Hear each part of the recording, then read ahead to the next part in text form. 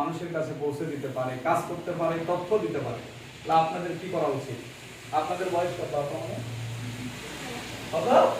চলো বাচ্চা বলা ভালো, ঠিক আছে।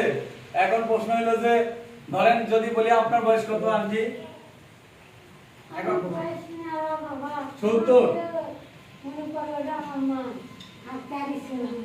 ও আচ্ছা, যাই হোক, আচ্ছা মানে এটা হচ্ছে আপনার মা। আচ্ছা ফাইন। দেখেন তাহলে এখানে কিন্তু অনেকেই আছেন, বাট অনেকের চাইতে কিন্তু বয়সটা ওনার অনেক বেশি। তার মানে 84 বছর বয়সের মানুষ যদি আমাদের সাথে কাজ করতে পারে, তাহলে আমাদেরও কি কাজ করা উচিত।